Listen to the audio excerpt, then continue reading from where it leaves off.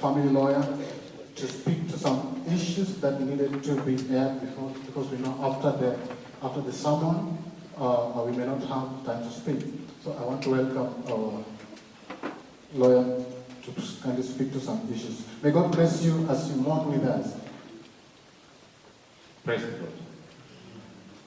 Bwana sifiwe kanisa. My name is Julius Juma. I wish to start by saying that the last 1 month has been very difficult for me. In my legal career, it's the first time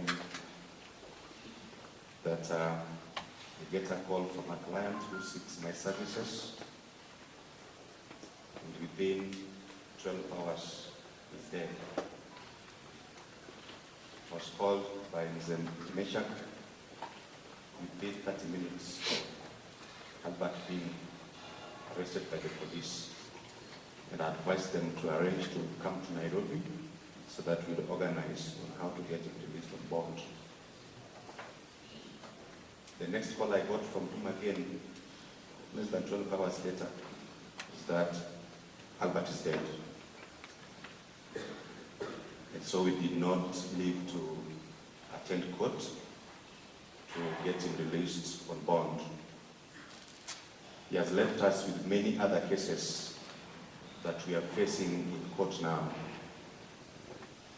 It's very unfortunate, indeed very unfortunate, because we do not live as per the dictates of what our Constitution says.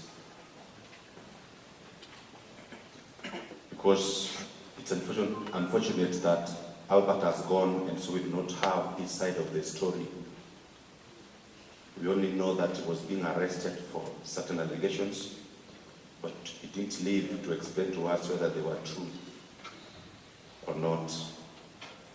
Quite unfortunate. My brother Ken has spoken, and indeed there's quite a long list of those who have stood with us. He could not have mentioned all of them.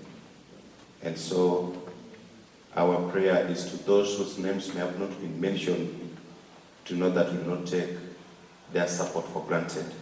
We appreciate each and every individuals and organizations that have stood with the family from the date of 8th, when we got to about the death of our brother, until today. But just to mention a few of them in no particular order: there's Bokol Africa, there's LSK, there's IMLU, there's the Baptist Church, there's Justice Restoration Commission, Katiba Institute, the judiciary, of course, the doctors who helped us with the autopsy, the Gen Z community. In fact, the Gen Z community was the reason that the death of our brother Albert became known within less than an hour of us going to Central Police Station to be informed that he was dead.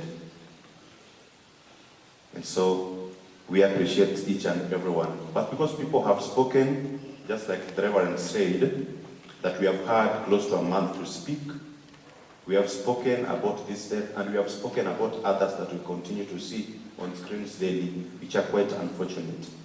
But there's one item that I've been asked by the family to mention specifically, because the freedom to speak, of course, it's constitutional, iko katika katiba, that we all have the right to say what we have in our minds, but at times, if it's unchecked, certain untruths may be communicated or spoken, and particularly with regard to the death of our brother, it has been said or shared on various media channels that the family received, Mzee there received Kenya shillings 10 million. I have been asked to set the record straight, and I'm doing so on the pulpit. I know the consequences of lying. I am not lying. The family indeed did not receive 10 million shillings.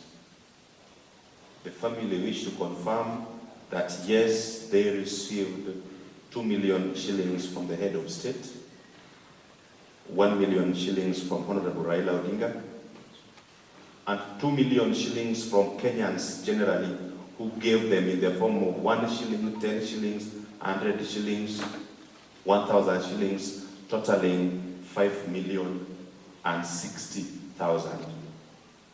That is what the family received, and they appreciate each and every individual for standing with them. But I repeat, it is not true, as has been shared severally on various media channels, that the family received 10 million shillings from one individual. Asanteni sana.